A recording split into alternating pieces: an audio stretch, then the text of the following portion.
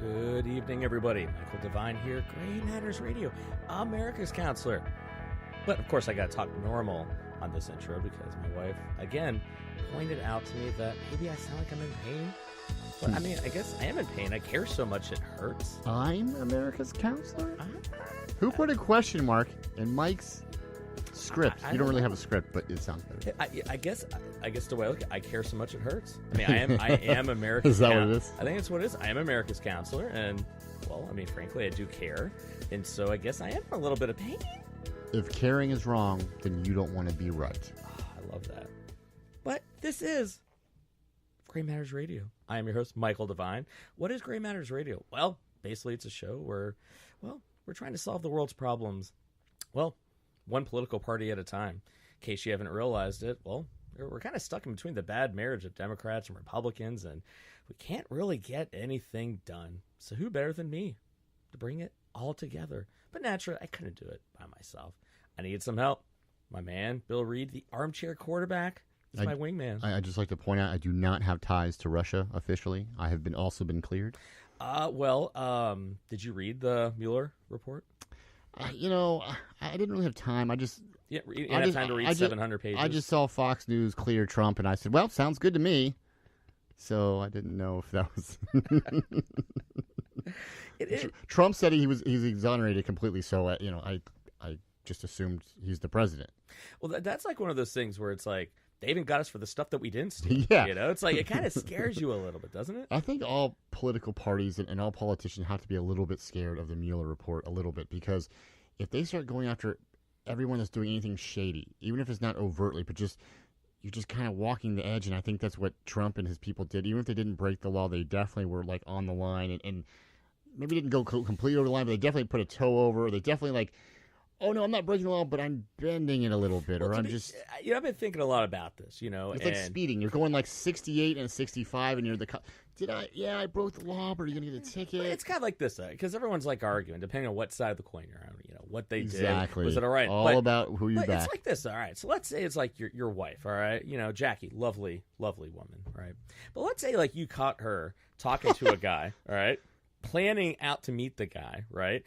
Getting the hotel, planning what day it's going to be, even like making sure you're telling your friends to help lay cover for you, right? Now the thing is, she doesn't follow through with it. Maybe a crisis of conscience, maybe something happened, right? Now you found out about it. Now you also find out she didn't follow through with it. Now the thing is, like, are you going to be just cool with that going, well, she didn't carry through with it, so it doesn't matter? Are you going to sit there and go, wait a minute, why'd you go so far with it? That's what I look at, basically what Trump is trying to say, or at least people that support him are trying to say, well, he didn't actually follow through with it. He didn't actually do that. It's like, well, I mean, he kind of went kind of far with it. And then even if like you put on the back burner that aspect of it, we had a foreign entity kind of messing with our election. I mean, why does no one care about that? Well, I don't think it's that people don't care about it, but if we start digging into foreign entities, so-called meddling in our elections, first of all, as we've mentioned on this program, and they've mentioned, in the mainstream news, Russia and I'm sure other countries have interfered in our elections for as long as can be. Subsequently, we also meddle in foreign elections, sometimes outright rig them. So does that make it all right? Does that make it to where? I'm not making it all right. I mean, what I'm saying is, got into our election, like they tried infiltrating our. But I guess what I'm saying is, as a voter, as a citizen, and someone who tries to stay neutral overall, I mean, it's not always easy, but you try.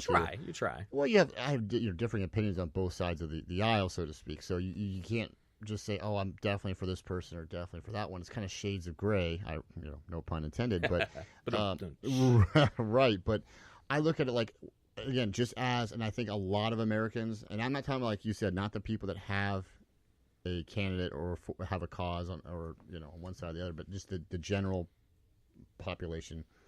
I don't think they believe that Russia influenced anybody to actually vote differently. I think their minds are made up, is what I'm saying. Enough minds are now. See, if you had Russia, like, and for example, like little proof of them tampering with the votes and like messing with the number, totally different story. I think that type of election interference, like, this doesn't exist But anymore. I hear the word interference, though. But would you say these negative attack ads that some of them that are false, but they're not by the campaign, they're by the citizen committee action that is in no way affiliated with. See, I honestly, but is that not interference as well? Does it make a difference because they're not, foreign? Oh, I guess you had a foreign power using our own infrastructure, our own services. That's our own fault. To purposely sway an election for one candidate. Yeah, but it's always happened. Though. This isn't new. If this were a Democrat that this happened to,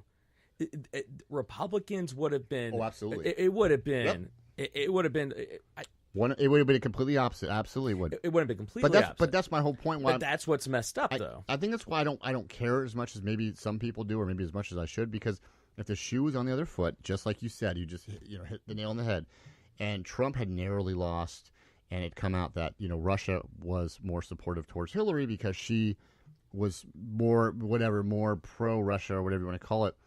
Trump and Republicans, they would be holding hearings and investigations. But again, the dossier, the Trump dossier that came out, you know where that came from?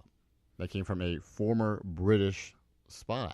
He's the one that gathered the evidence. Right now, we found out later on that dossier may not exactly be completely truthful. So, but what I'm saying is okay. But so the dossier. Hold on, the dossier, which I don't know how much you remember. It was not. That wasn't what started the investigation. I'm not saying that's what started. That's what Republicans are trying. Now hold on. Now, so the dossier, which was the information was gathered by a former British spy. It was then purchased or money was given from Hillary's campaign. These are facts. Right.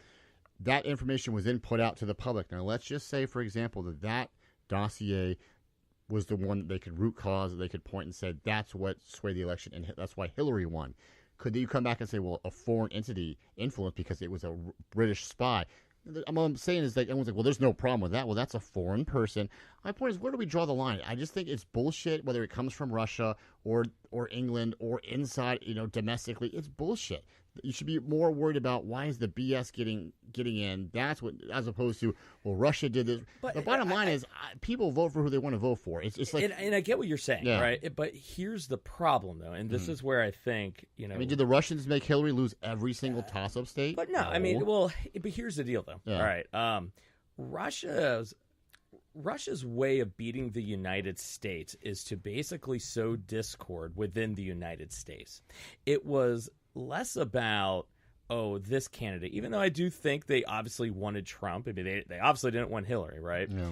But their whole way of defeating the West, defeating Europe, is to destabilize it, destabilize NATO, destabilize the United Nations, destabilize and to sow discord and mistrust within American democracy, which is exactly what it did.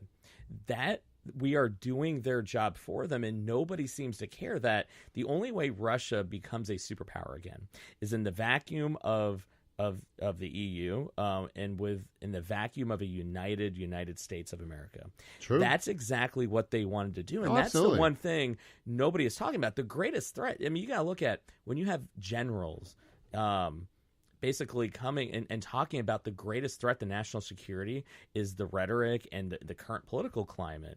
That's where it is going. We need to take a step back. It's less about the it's kind of like, was it Tom Brady and the Deflategate thing? It's like, we're talking about a football, right? And who, what pressure? It's like, no, it's about the whole idea of that, the culture of we're willing to do this. Yeah. We have to sit there and take a step back going, Russia's way of beating the United States is to make the United States basically be in a civil war. And they're going to do everything in their power because they realize they're not, the modern warfare is not going to be a nuclear war or bombers. It's going to be in cyberspace. It's going to be in, and I hate Alex Jones when he says there is a war for your mind. The irony is that the one thing that where there is legitimately a war for your mind is the one thing that he thinks is some stupid. Yeah, the only problem with Alex Jones is, and I used to listen to some Alex Jones, but I used to know that it was strictly entertainment. I never, I always say with a grain of salt. It's kind of like reading the Inquirer. Like, yeah, it's fun. Occasionally they might get something right, but overall you're kind of like it. He would talk about lizard people running the government. He would talk about the reptilians get it right, crisis actors, and you're like, well, Maybe. I mean, maybe. I don't think so. But this is what this is what's wrong with the country. And I know this is not even what we're talking about today. But we've been sitting up. We took the Memorial Week off, and so obviously a lot of news has kind of happened. So we've been holding on to it, right? Yeah. And so let's segue. Because we can argue about this. For I was 30 just going minutes. to say. Let's segue. Right? So now let's talk about something we can agree on, shall we?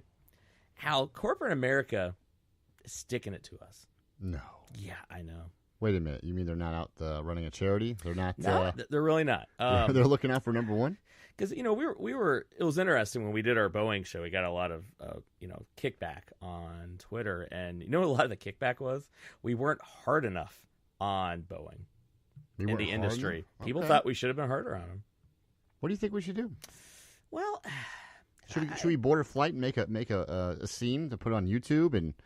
Why are they trying to take you off the plane? No, I just don't like Boeing. It's just So I guess, and so I was just like, I'm like, all right, I was like, all right, I want to take a step back here. So I did some research, right? And ironically, so I wanted to kind of talk about more just corporate America and psychology and just in general, basically, right?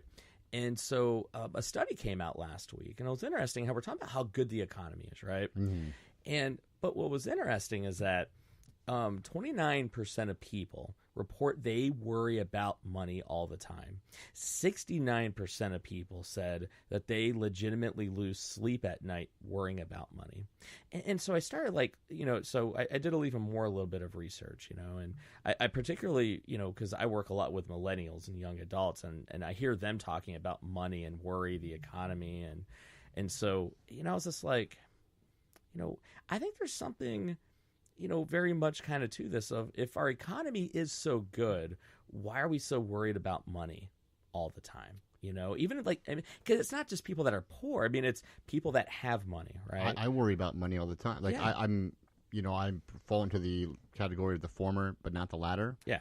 I worry about money. No, I'm a worrier anyway. Yeah. So I'm always, I'm always like that paranoid person. And I think it's because it's the historian in me coming out. I always, think back to the Great Depression and how it was and how things can change, drop on a dime. It can just change in an instant. And I'm always worried that, hey, my company could go out of business or a global catastrophe could happen. You have another 2007, housing crisis. You can have a lot of things that could go badly and it could go quickly.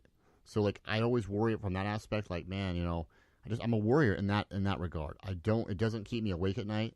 Luckily. Yeah. I have 2 small kids that already do that for me, so I don't need anything else. Did it get worse when you had kids worrying about money? That petrified me. Yes and no. I think at first it did. Yeah. When you're your first new parent, everything petrifies you. It doesn't once you realize that the kids aren't going to break; they're not made of glass, and then you realize, hey, you know what? Having dual income with my wife and everything, but I just always worry, hey, man, what if it's not so much about my job? I mean, that's part of it, but it's always what if the national or global economy crashes, or what if something happens, a catastrophe, that something that has nothing to do with you or your company or your business, just something just really bad happens, and everyone just, the whole thing takes a crap on you, like it did back in 29. And you're just like, oh no, that's the kind of stuff more beyond your control, basically. I hear stuff about, and again, this is more on a smaller scale, but it's still international. You hear about Iran threatening to close off the Strait of Hormuz. Yes, yeah. And which would inevitably stop some oil going through there, which would drive up oil prices. And it's not that we're low on oil. I mean, shoot, America now produces more oil than ever has Saudi before. Arabia, yeah. Right, but just the perception that now oil's more scarce is going to drive up the price. That's what I'm worried about. It's just perception. And I think it is human nature for us to find things to worry about. Because I remember I remember buying a house for the first time. It was, oh my God, what if we can't afford this? Oh, yeah. And I don't want to be house poor. And I was like a workaholic there for a while, where I wasn't necessarily working to make money. It was more working to make my anxiety go away. I need to have some number in my bank account, right? Yeah. And then, having Eleanor, that was a whole other one of oh my God, it's one thing if we're poor, it's another thing if my whole family is poor, right? And what was interesting is that when I finally kind of get my head on straight, and I'm like, all right, I got to stop worrying about this. But the thing is, the things that I started worrying about more was more mirroring and mimicking what I started seeing more from my clients, talking about mistrust of government, mistrust of their companies. Can you blame them? No, I mean, because I don't know how many times, whether it be from a client and their parent or the client themselves, going, listen, I worked for this company for 20, 30 years, and they just laid us off, outsourced it, or just closed up shop, or they told us one thing, or I think it was ageism. It was like people started really going, well, I have a really good job, but the thing is, like, I'm nothing to them. And if it came down to cutting costs, laying us off, doesn't matter if I work for them 40 years, they're going to lay me off, and I may not even see it coming. They're going to straight up lie to me. Yeah. You probably don't know until the day of. Yeah, and that's where, like, I started seeing that. And I remember I had a business partner when I was in Texas, right about the time I had Eleanor. And this person was a hardcore conservative, right? And yeah, I love conservatives, right? It's nothing against them. But, like, he was always railing against, everyone wants the government to bail them out. Everyone wants a handout. If, you take a risk, you gotta assume the risk, right? And then this very person, when we signed a 5-year lease, and then 1 year into it, without even telling me while he was out of town, oh yeah, by the way, I'm getting divorced and I'm declaring bankruptcy, moving out to California. Good luck with everything. Good luck. Thanks. Yeah. And I couldn't sue him because he was declaring bankruptcy. And so it was like he didn't file bankruptcy, Mike. He declared it. Right? And so it was my very first taste of people, like, legitimately, I'm going to do what's best for me. Even, like, this went against everything this person ever said that they believed the world government and people rely on it. It's like, no, the second you got yourself into trouble, the second it benefited you, it didn't matter how long you knew me, you were going to make a decision that was best for you, regardless of what it did for me. It didn't even matter. You're going to look out for number one. It didn't even matter that I was on paternity leave with my very first child, knowingly he made double what I did because he was a doctor. It didn't matter. And then that's what I start kind of worrying about. And I mean, you want to call him right now? Put him live on the show? Oh, I wish we could. Well, sure we can. Mike, this is America. This is your show. You're America's counselor. Technically I could, you know.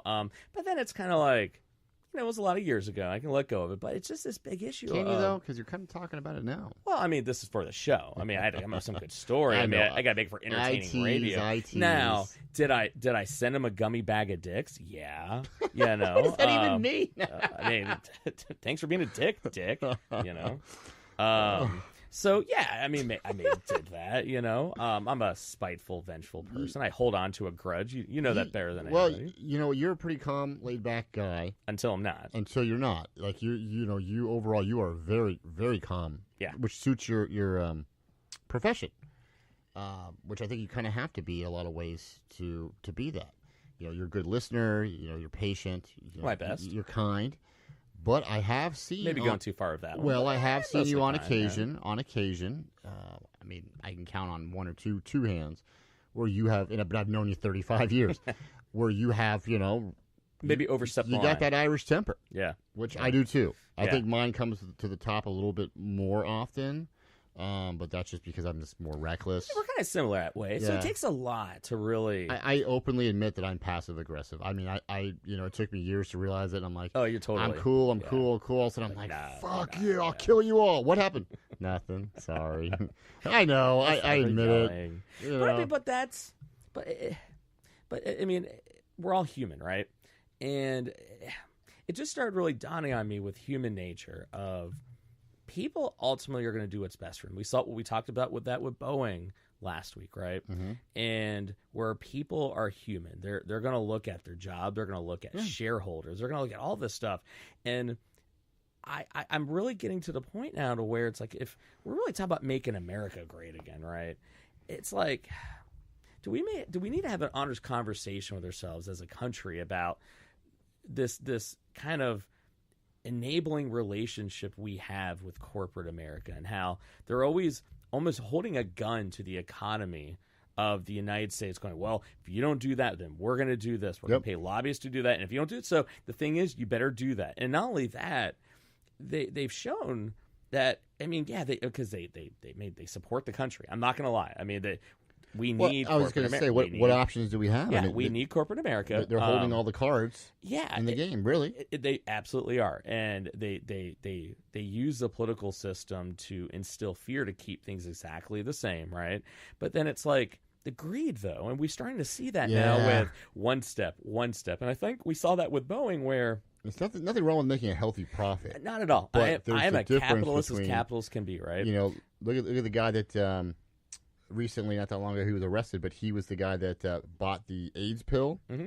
And then he shot the price up. Martin Shkreli. He got arrested not that long ago. But he didn't get arrested for that. No, he got that. arrested for other SEC violations. But that's what kills me. Like, it was something, you have a product that already works. That was the most egregious. Oh my gosh, right? It's like the insulin. But his, was an extreme example, but it happens every single day. Look you and I were insulin. talking about insulin prices. Oh my gosh. Pharmaceutical prices. I don't even have insulin. I don't even need insulin or anyone, my immediate family or friends, and I'm outraged over it. I'm like, this is just... we have a good friend who has cystic fibrosis, and literally, what was it? The new drug that's coming out, it's like $60,000 a month or something stupid. Might as well be $600,000 a month. I mean, what do you want me to do? And we've railed on that with this show all the time, right? I know. But the thing is, like, at what point are we going to take a step back as a country and kind of realize that human nature, it's talked about in the Bible, it's talked about everywhere, like every major religion, all of our experiences, that money corrupts. It's the root of all evil. And we have companies that are making very questionable decisions because of profit. Once again, we saw it with Boeing, and now there's other factors involved, but we saw Gordon Gekko. Yeah, greed is good. And I just think that at what point is enough? At what point do we demand more? So let's take CEO pay. CEO pay is what? I think it's the rate it's at now is what, 2,000% more than their average. It's the highest it's ever been in the history, right? And what's interesting was that we talk about millennials, right? Millennials, we have all this school loan debt, right? So the average salary of a millennial, which is like 27 to like 35, 36, is like, I looked up today, it was according to Pew report, right? It's 39,000, right? Now, adjusting for inflation, in 2000, if you had to guess, like adjusting for inflation, what do you think the adjusted income was in 2000 for that same group? Oh gosh, I don't know. I have no idea. 67,600. So technically, it's only got up 2,000 in 18 years. But what has CEO pay gone up? Oh, astronomical. And on top of that, the price of goods have gone up. Inflation has gone up. That generation of the ones who have student loans, which is almost all of them, they averaged 39,000 in student loans. 60% of them said, "I'm probably not even going to pay it back." No. Well, sidebar on CEOs. I think one of the reasons why we have CEOs and that we pay them as much as we do is, America and people in general, we have a tendency to want to have a king or a queen, so to speak. Mm-hmm. Like, we just look in history. Like, we broke away from, England and became this free country. What was the first thing we tried to do? We tried to crown George Washington the king, and he said no. Yeah. That's everything we try to get away from.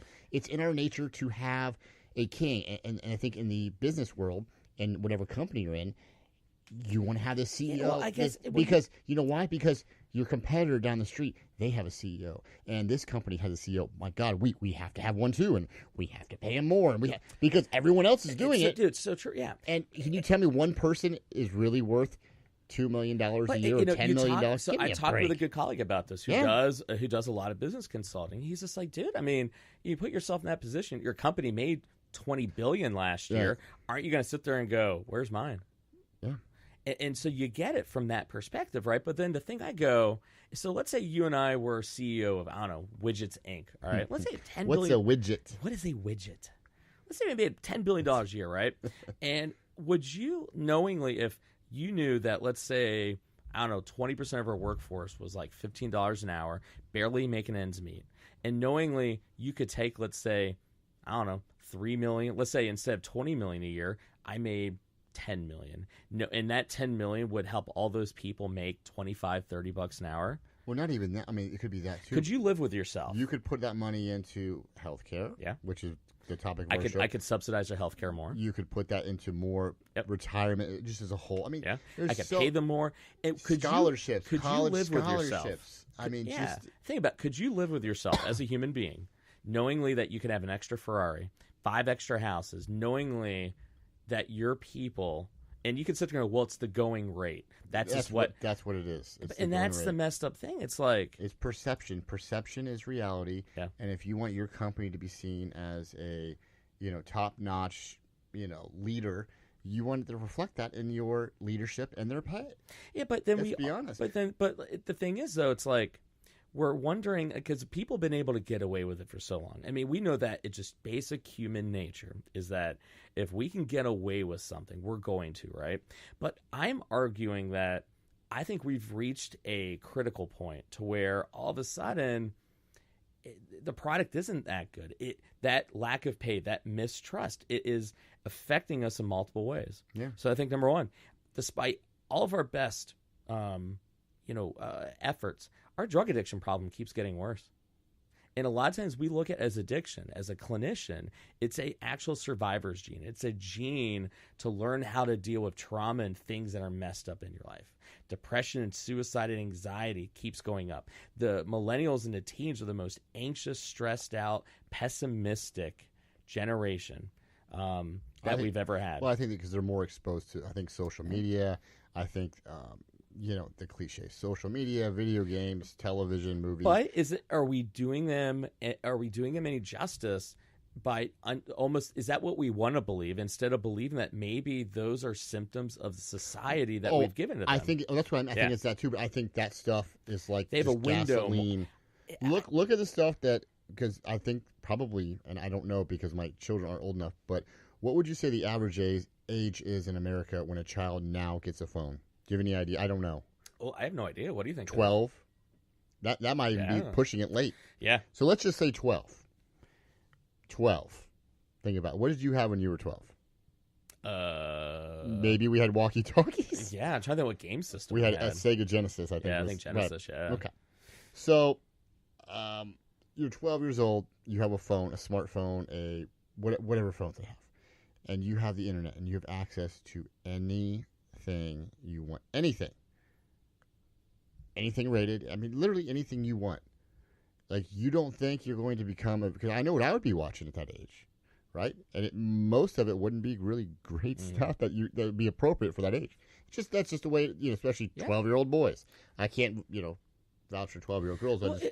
Think about it, you don't think you'd be desensitized? Well, but look about this though. So Sean Parker and Tim Cook and there's one other person basically came out and said, listen, we have knowingly designed our devices to hijack what we call the dopamine reward system, and we've designed everything based on your psychology to keep you online, to keep you checking back, and we know that especially for the younger kids that we potentially have caused a lot of problems and and kind of like my bad. Look at the likes. Yeah.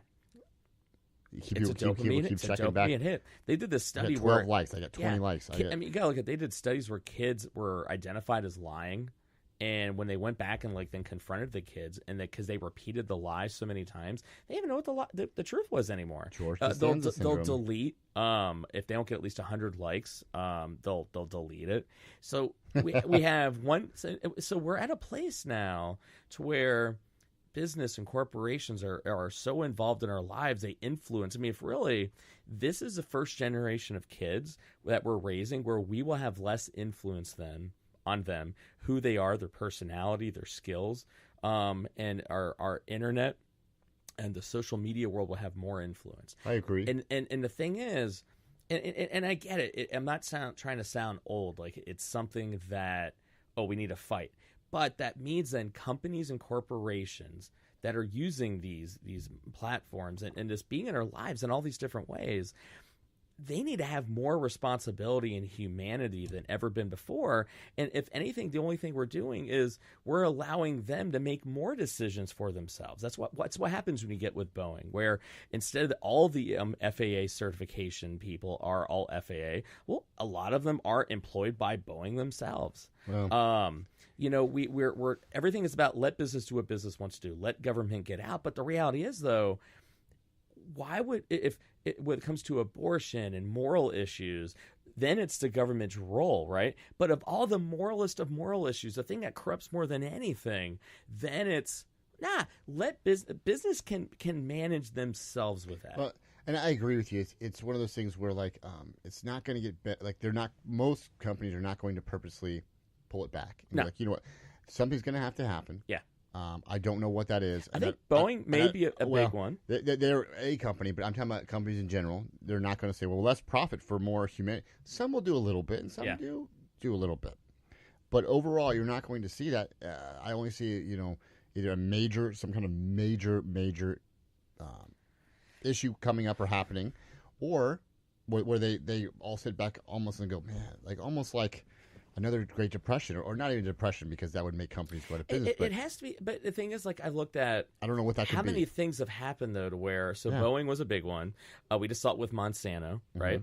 To me, maybe climate change might be a big one. I mean, hell, there's documents. People out there that don't even believe but climate you gotta look change, at. But here's the irony, though, is that internal government. This is like, you can go online and look at this now. There's internal government documents, internal documents of ExxonMobil, them acknowledging of the role of fossil fuels in the 70s in climate change. Right now, once again, all you have to do is turn on the news, and it's really easy for people to sit there and walk away. Oh, 100-year flood every year. Oh, it's a cycle. But it's like, what's also human nature is for us to want to believe something that we don't want to believe. And that's what you see a lot going on now, where so it's like we're trying to trust businesses where to police themselves, where money corrupts more than anything. Well, they're not going to police themselves when it comes to money. We don't even change the way that we live when it comes to global warming. And what I'm saying by that is, and pardon our far left listeners here, but the hippies who will march and protest and tell you that climate change is real, and I kind of think it is, but they'll sit there and they'll really. But guess what? They still own a car. Yeah. Okay, they still drive their car every day. I care about the economy. That's why I'll buy a freaking Shelby Mustang. But that's what I'm saying. It's like you're right. People can preach one thing, and we do care, but at the end of the day, you're still going to drive your car. Most of us are still going to drive our car. You're still going to do this, that, and because you're still going to fly on a plane. It's basic human nature. We are flawed people, and so we're not going to change overall in climate change. No. Until the waters are literally at your doorstep. I hate to say that. And is that where it's going to take if people knew about it and purposely because it affected their bottom line, stuff like that? But then the problem is, though, by the time you'd realize it, that catastrophic thing that would make us have to change our mind, it would already be too late. And so I think there's signs and symptoms everywhere. So I'm going to give a great example. All right. So when's the last time you flew?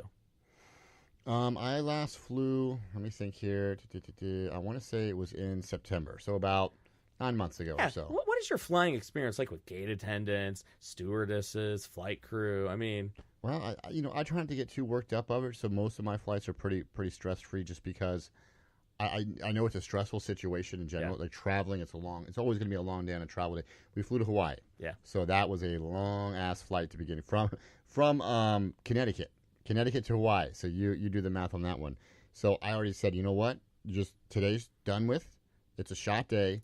Don't get stressed. My wife and I were like, listen, if we're delayed, we're canceled. You can't control it. So for me personally, it's not bad, but I know what you mean. And I think and I was actually going to spend some time talking about what we can do to insulate ourselves. But I think one of the things where it's like anywhere you go, I mean, I think the airport experience is the best example that people just are miserable, like that work in these places. And the thing is, then if you talk to them, like I remember I was talking to a stewardess for American. It's a flight attendant, Mike. A flight attendant. Okay, my bad. I'm sorry if I offended any flight attendants out there.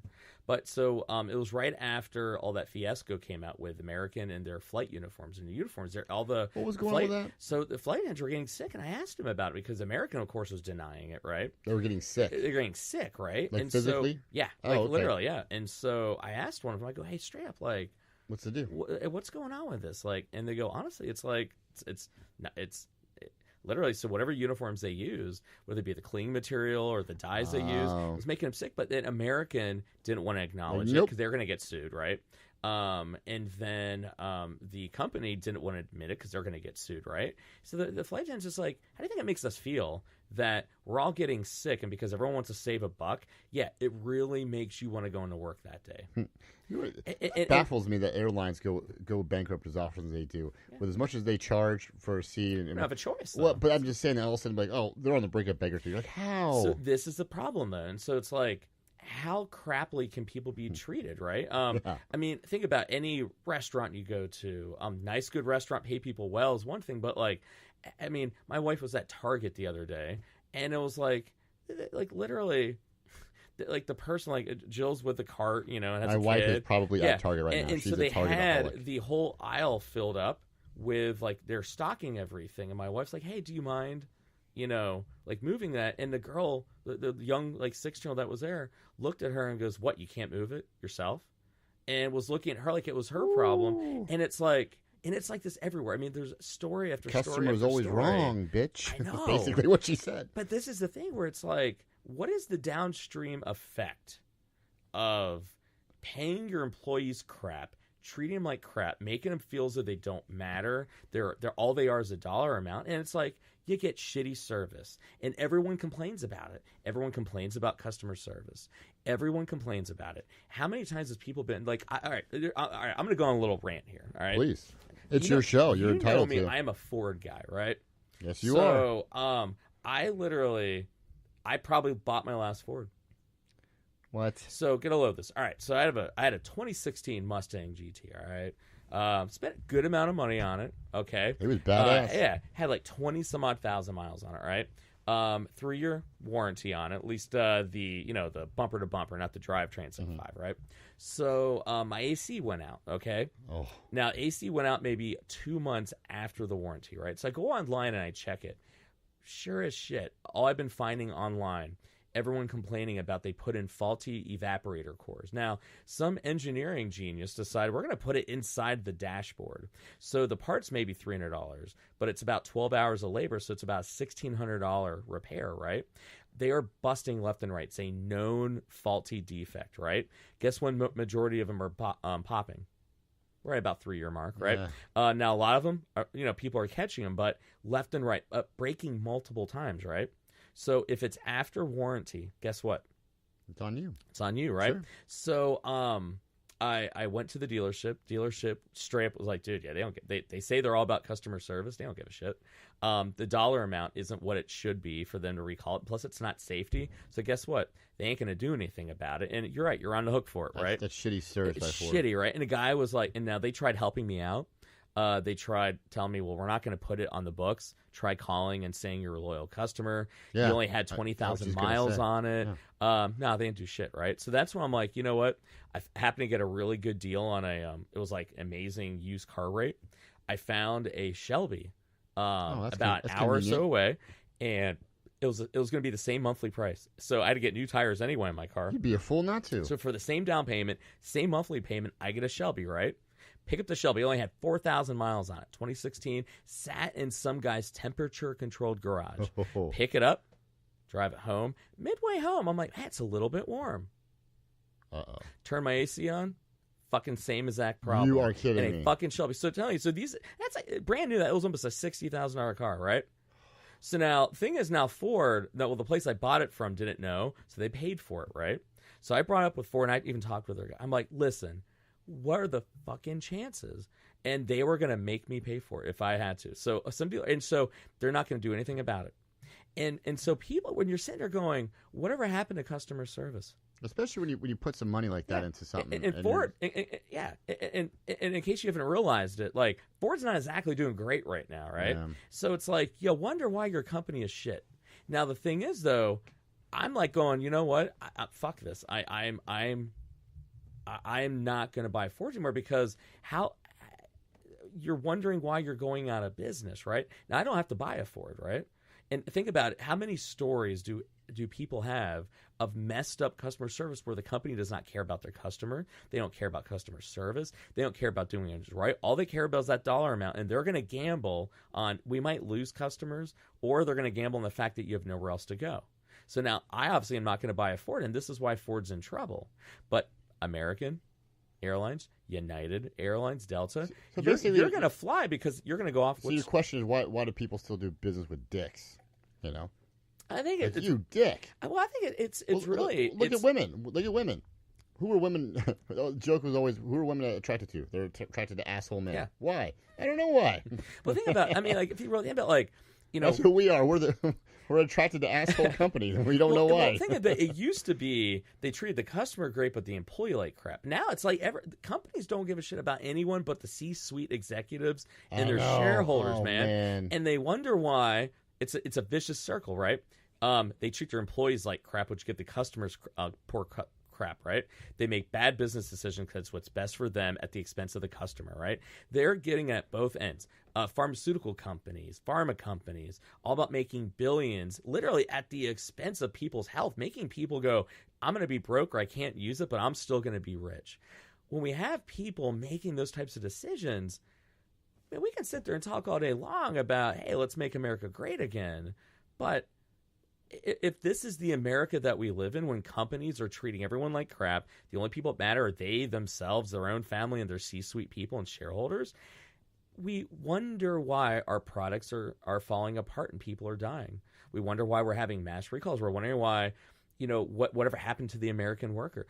It's mind-numbing to me. And then we're sitting there going, why is our addiction rate so high? People are miserable because they don't care. The fundamental human condition is that someone cares about me. I matter. When you spend more time at work in a company, you don't even think that the company gives a crap about you, or you're expendable. Your safety is expendable. Your customers that you're building stuff for is expendable. We wonder why people are miserable. Some of it too, I think, it's like you said, what comes first, the chicken or the egg? Because while these people are, becoming addicted, these people are miserable, people are doing this. Also, though, some of it's got to be put back on the people. Like, what are they doing on their end to try to better themselves or better their situation, as opposed to just. And I'm not talking about, there are some legitimate issues, without a doubt. But at the same time, some people that just want to sit around and just bitch and complain about it and don't want to do anything. I could not agree with you more. Yeah. It's on us. Instead, they just want to sit around. They want to play scratch off lottery, or they want to watch bad reality TV, or they want to do drugs, or they want to just complain about whatever it is, and they don't actually want to change it. Yeah. It means they have to do something different. Well, think about it. You're right. It makes them uncomfortable, and I hate change. Yeah, or it's not cool. I mean, think about it. Yeah, it's not Someone cool. Someone could have a perceived slight. Someone could word one thing the wrong way. It could have been a spokesman for a company. They're going to have millions of people using Twitter to email blast them, and they go out of business. I read this the other day. LaCroix, that water that millennials brought back from the dead. Mm-hmm. They found out that it wasn't, that natural flavoring is really not quote unquote natural. They're not buying it anymore. It's probably gonna and they're saying that their sales annihilated.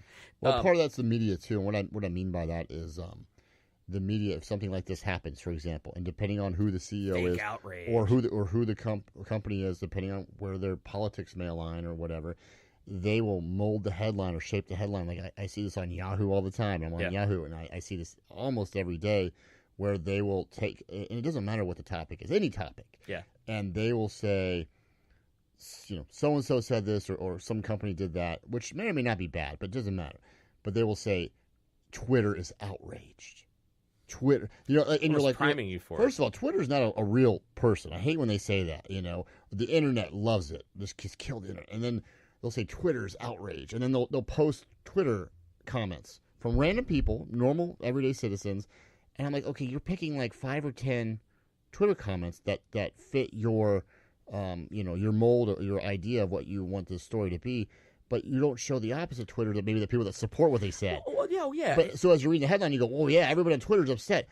Maybe are they? Because they broke the internet. I hate that, and I hate that's what you need to watch out for. Because the media more and more is saying, the internet is outraged, and sometimes they should be outraged. See, I think even blaming the media though is a misnomer, because I don't blame all of them. I think they're partly to blame. Well, I just look at, we choose the things, and you nailed it earlier. It's about the real change that we need to make as a country are going to make us uncomfortable. It's going to make us, we're going to have to change. We only pick the things where it's like the outrage is convenient and easy. Well, you tweet about it and then you move on. Yeah, literally. And then it's like you get enough people. I mean, think about like when one person on, let's say, a news channel or TV show says something bad and they're a spokesman for a company, then that person drops that person instantly, or that person isn't a sponsor of the show anymore. They don't even have it. happens in 2 seconds, right? And think about the power of that. But we're so angry about all these other things, and whether it be because we're made to believe that it's a monopoly and we have no choice, whether it be, we're powerless against it, or it's, I don't know, but we have all this power now to make a change tomorrow with a lot of this crap that's going on. Well, like, not in the medical field. Yeah. You don't. Yeah. You need it. You need health coverage. Yeah. What can you do? But I mean, if you go, hell, for a while there, it was illegal not to have health coverage. Holy cow! Talk about your old, and I was, Obamacare was a good, in theory. Like I like the idea. I didn't love all of it, but like the general idea of coverage for all. But they made it illegal not to have it. What if it was against your religion? You hear about these parents sometimes they have to go to court because they don't want to give Junior the operation or something because it's against their religion. And I mean, but think about though, if every hospital worker, doctor, nurse, patients, whatever went, we are totally not going to support the system. We're actually not going to vote for anybody. And the thing is, prices would change instantaneously. Yeah. If we were to go, I'm not going to buy Fords anymore. I'm not going to fly American anymore. I'm talking millions of people. Change happens tomorrow, right? If everyone sat there and went, we're not going to go and shop at your store, buy your product, unless you pay your people a fair wage, change happens tomorrow. We have to look at ourselves. It becomes too politicized. You're right. Because if you start a boycott on Ford, and whether or not it's justified or not, that doesn't matter, right? Because whoever Ford or the automakers in general are in bed with, whether it be Democrats or Republicans, right? Yeah. Those Democrats or Republicans are going to come out and say, that's un-American. You're going to put all these people out. You're going to put all you're going to put all these people out of work. Brings us full circle. This is going to do this to the economy. You're going to kill Detroit. Right. You name it. Name it. And they will scare the crap out of you. And it just depends on who that particular company is in bed with. Because people don't understand. So I'm going to set some new rules. Part of being America's counselor is, I know a lot of times we focus on really big things, but it's like, I think sometimes, and I look at myself at this going, not doing a better job of making it more about what I can do or in my own life, what that means, right? So I look at number one, right? And this is more maybe the clinician in me, coming out here, but ironically, the things that we're most unhappy about are the very things that it's almost like our programming is telling us it's wrong and we should do something about it, but we don't do anything about it. Yeah. And so if you're unhappy about your weight, you're unhappy about your job, you're unhappy about your social life, you're unhappy about, fill in the blank. It takes work and steps, and it might take 6 months to get any movement on it. But if you care that much about it, and if you're unhappy, you have no choice. You're not going to be happy unless you do change it. There's a reason why we feel depressed. There's a reason why we feel anxious. And we have to sit there and go, like a car alarm, what is it telling me I need to be looking at, and what is it that I need to fix and address? So you know what? I'm going to start a new rule. And I do this with my clients. And if you're going to complain about something, I'm talking be angry, I'm militant about it, to where it makes you lose sleep at night, makes you anxious, and makes you upset. You have to do at least one thing to try to change it. Even if like you're joining an organization, you're doing a Facebook messaging, anything, you have to do something about it. Because are you saying like Project Mayhem? Oh, maybe. But the first rule of Project Mayhem is there is no Project Mayhem. Second rule of Project Mayhem is there is no Project Mayhem. So Project Mayhem maybe is not a good correlate, but I feel you where you're at, though. But I thought that's where you're maybe going with that. No, I mean, I could, but I'm not. But it's a nice thought, though. I love you for it, though. But that's what I'm here for. So that's comic relief. So just like I do with my clients, that's rule number one. If you're going to complain about something, you hate something about it, and I'm talking it bothers you to the core of your being, do something about it. I don't care if it's going to take 5 years. I don't care if it's a drop in a bucket. Be part of the solution. Number two, okay? Stop sticking your head in the sand. I know it's easy. it's easy to pick the easy things that make you feel good about yourself. Like, oh, I sent this mean tweet out. Oh, I found Peter Pan was actually a Nazi, anti-homosexual, misogynistic character, and I'm not going to eat Peter Pan anymore. Okay, you know what? That might be true. How about we go after a company that's purposely screwing their people over and not paying good enough? Go for the big fish as opposed to worrying about that. This guy tweeted something 12 years ago. It's easy, right? And I get it, but you're right. It's like people are outraged over what some celebrity said, right? Yeah. But couldn't care less that a big company, whatever the company is, has got people over a barrel. I mean, dude, we're everyone complains about. Well, what are the politicians doing? They're going after these small things, and it's like the things that we can actually have an effect on, the big things we don't do, and then we're just doing the same damn thing. We're just blaming somebody else, complaining about it. So it's like, no, like we have to do something about it. We can't stop complaining about it. So that's another rule, all right? It's like Billy Madison. Yeah. The puppy who lost his way. You get up off your ass, you go out and you find that fucking dog. Exactly. So you just gave up looking for a half hour and gave up like a goon. Yeah, I know. It's just that's what we do. That's what you're saying. It's like we just get outraged. We're the problem. We're the solution, though. And the thing is, it's like I literally think if everybody were to actually realize, and this is what I think we were talking about, what the deep state. Oh, anti-Trump. It's Clinton. This. Nah, fuck that. No, Mike. The deep state is a divide. It's the lizard people, please. Yeah, all right, sorry. The reptilians. I'm sorry, I stand corrected. The shapeshifters. Their job is to divide us. Because if we're divided, we're too busy yelling at each other. Well, duh. Everyone knows. Like, we all know this. Stop doing. Everybody their job agrees for on them. this, but it's you can't. We're so divided, and it's not Trump's fault. It's not Obama's fault. It's not the Republicans. It's our fault because we let it happen. And that's the thing. There maybe was a time where it was like we're powerless against it. No. We're not powerless against it. If we could bring back products from the dead, ones where it's like 5 million people wrote in, we need to get Planters cheese balls back because apparently it needed to come back. Well, we can original Chex Mix.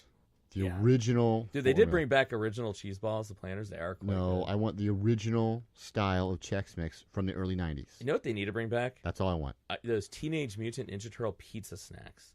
I don't know if I ever had those. Your mom got them at the store once. Yeah? Yeah, you're the OG of that. I don't remember that. I know. My oldest son is currently obsessed with Ninja Turtles. I know. He just discovered them. Ninja Turtle people. Yep. Konami, is that who makes all of them? I think maybe. I don't know. So if you guys are listening, if you could find the recipe in a vault somewhere of the Teenage Mutant Ninja Turtle pizza snacks, I will certainly get on that. But being true, the 1-to-1 ratio, I will get on. Let's boycott Ford. So I'm going to take it upon myself. You're going to start the boycott. I'm going to start. Well, I'm actually going to start a campaign to get people because there's so many people that are in my position. It is inherently wrong. So I'm going to, and it's. If they're doing this with these types of parts or with other, and so I'm gonna get on the Ford bandwagon. I'm gonna try to do something about it. I would just like to go on record as saying that I do support you. However, it kills me to inform you that if you are successful in this, one of two things will happen when you join this boycott. One, you will be successful and you will bring Ford to their knees. The other one is you will not. Yeah. Okay.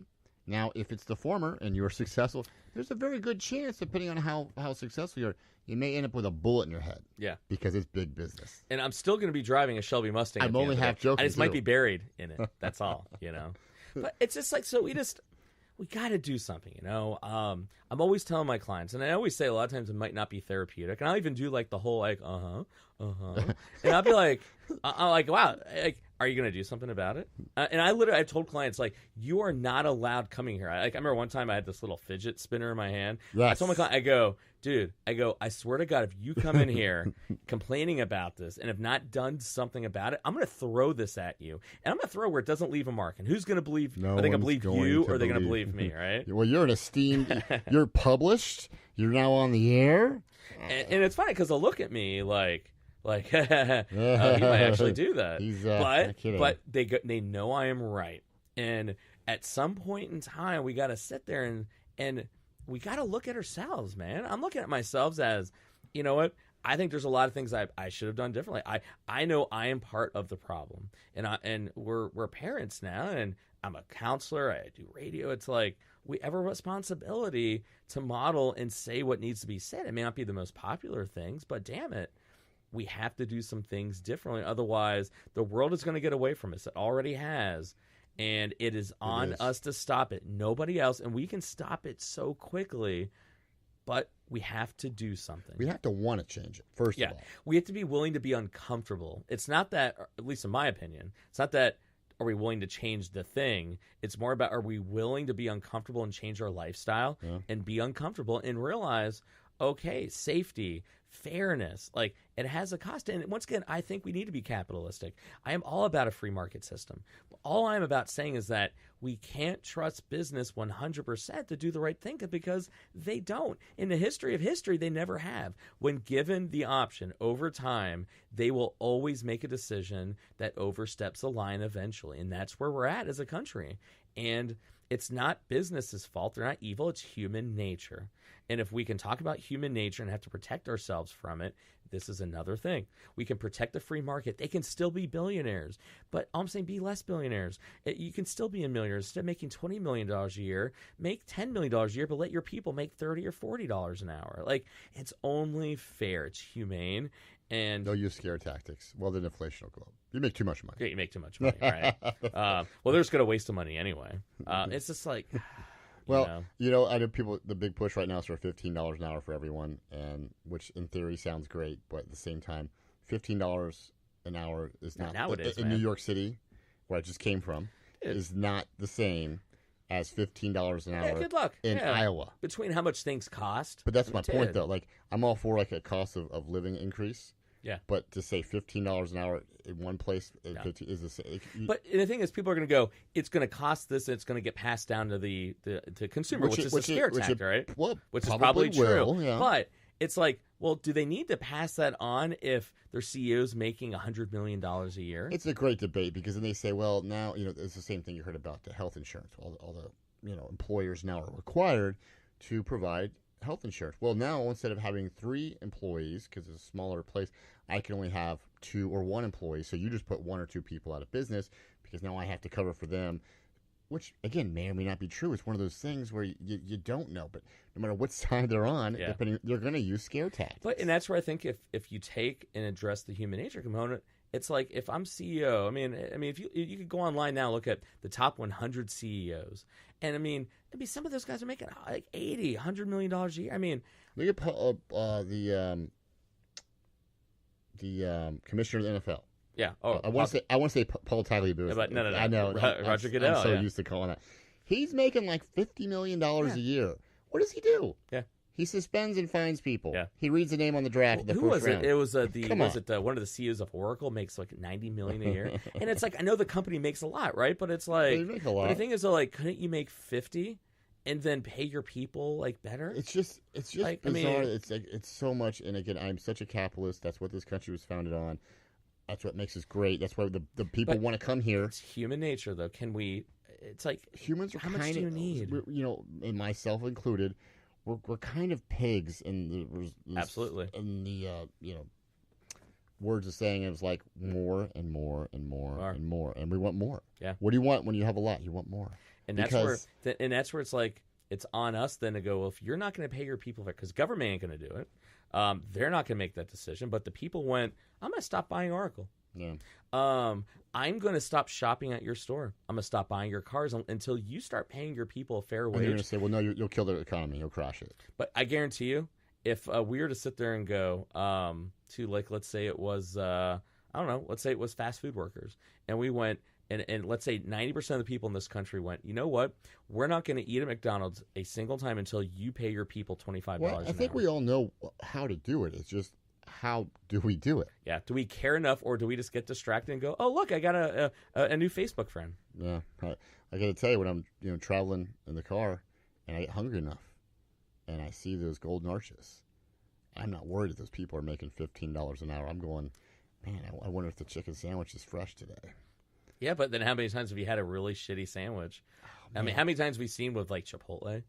Okay, first of all, don't Don't we all talk know about Chipotle. I love That's Chipotle, that's man. my jam. But I just don't like the idea of every time I go there, it's like Russian roulette. I'd like to point do out. I like when I hold on. like leave the house one day and I want Chipotle for lunch? I have to sit there and go, "Am I going to bring the baby wipes?" With I me? would like to point out that in the national news that Chipotle that twice, Thousand Pal, right, has been in trouble for this nationally. Is the main Chipotle that I know. due to location. That's every time I go there, my wife goes, "What are you, insane?" I said, in theory, that's got to be the cleanest Chipotle in America by now. Interesting. I have we'll say I can't say who, but we'll say it's somebody I know that was working for one organization, now working for that organization. And one of the things they were talking about was that just the way they work with pay and the people they bring in, it's like you're trying to teach like high schoolers. But isn't that every fast food place? I mean, but that's the problem is that if you paid people better, are they gonna care more? Well, let me are ask they gonna have more pride? Would a 16-year-old kid making, I don't even know what the minimum wage is now. Let's say they're making $8 an hour, right? Blah, blah, blah. Maybe that's a decent wage for part-time. I don't know. So let's say you bring that same 16-year-old in, but now you're going to pay him $13 an hour. Now, the theory would tell you that they're going to do a little bit better of a job because you're paying them more. But if every restaurant in town or every job in town is paying $13 an hour, being a teenager, they're going to go, eh. Well, that's all right. So that's the difference between, and this will be. We'll maybe touch on this one in another show. But one of the things you'll look at though is that when you look at millennials and like Xennials and everything, they want to know that they matter. They want to know. They want to have work-life balance. Yeah. They want to know they're part of the company. The company cares about them. So I would say you're right. A lot of times it has nothing to do with the money. But what it a lot of times has to do with is, do I matter? And if I don't matter, well, fuck them. Who gives a shit? I will say that the company that I work for currently, in the last couple of years, has done a pretty good job of improving the balance, the work balance, and the overall quality of the employees. Like, I've been very pleasantly surprised in the last 5 or 6 years. I've been there with them for 12 years. How they have, and I don't mention any names, but they have done a good job of more about, hey, is everyone? I don't want to sound like all like hippy dippy. Is everyone happy? How's everyone doing? You guys doing well? Blah blah blah. We want you to have a better quality of life. Where, when I started 12 years ago, it was very very much like office space. Yeah. And I tell anyone that listens that very much. I had TPS reports. I had 6 bosses coming by every time I made a mistake. It was office space. It really was. Dude, I remember I worked for Humana, the insurance company, and I remember they were always real big on care about the company. What can we do to motivate you, right? And I remember I took the initiative and came up with an idea for this really cool case management call auditing system, and took it over to the manager that was in charge of it. And so I kind of worked everything up, and it was my first major kind of job out of grad school. And I didn't hear back from him after a while after I sent it over to him, and then I guess just assumed that, hey, it's who knows if they're going to do anything. And then I remember there's a girl I was talking to at the time, and she was like, hey, what was that little program you were talking about? And I explained to her. She goes, it's funny because our boss just presented this whole new call auditing system. Literally all the dude did was take my name off it and put my name on it, and totally took it from me. Yeah. And then literally when I went and I talked to him, and I didn't do that. I'm no. I go, dude, the sheets you handed out were my sheets, and I hated this because I told my dad about it, and he goes, well, I guess you fucked up then, didn't you? That was his exact words. And I go, what do you mean me? Your dad would say that to you. He goes, business lesson number 1. Don't give him the keys to the castle. He goes, you made the mistake of you gave him everything. You wanted to impress him, and you gave him everything. They didn't need you anymore. Nope. And it's like, that's the problem. And I go, I quit my job after that. I cared about that company. I stopped caring about it because the second I realized that, and I hated that I had to look out for myself. And it wasn't so much that you were looking for a payday. I mean, it would have been nice. Yeah. Or a bonus. Acknowledgement. But it would have been nice to say, hey, you know what? Mike Devine. He did a good job on this. I'd like to just send out a company email. I'd just like to point out. Folks, I couldn't agree with you more. Yeah, and to not even do that, but then to lie and say he didn't take it, and then I'm like, this is why employees work the way they do. This is why America has fallen behind. Well, that's why some employees work the way they do. Some people just don't give a shit. And ironically, the companies, like when you go into good companies, I mean, there's some great companies out there that take care of their people. They have pride. They come into work. They don't want to call in sick. They put pride and energy and passion in their products. They care about it. They make sacrifices to the company. Companies are lazy. They don't want to do that because they realize we're all expendable, and the energy is not worth it, which is synonymous and symptomatic of what's wrong with our company. our country.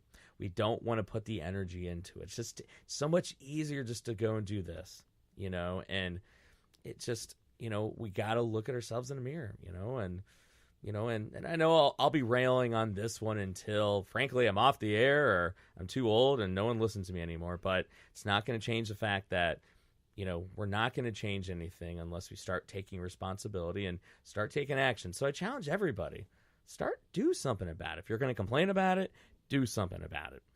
Come up with a plan, care enough about it. Stop sticking your head in the sand. Get involved. We are the problem, but we are the solution. And that's where we got to go, man. So I feel better. I'm glad you do. I do. I don't know if you feel better, but I feel better. I don't feel worse. Yeah. So. I mean, given I'm out of scotch, so or bourbon, so maybe it has something to do with it. But I feel a little better, got it off my chest, and me, I am just sticking to the ice water today. That's all right. Yeah. We can't all be champions. Gotta hydrate.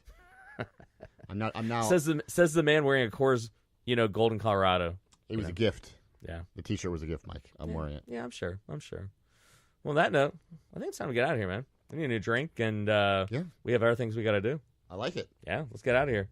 On that note, so remember, everybody, next time someone's asking you Democrat, Republican, left, right, for corporate mayor, against it, fuck that noise. My ass is gray. All right, everyone. As always, you be good to each other. We'll see you next time. You keep it in the gray, everybody. Peace.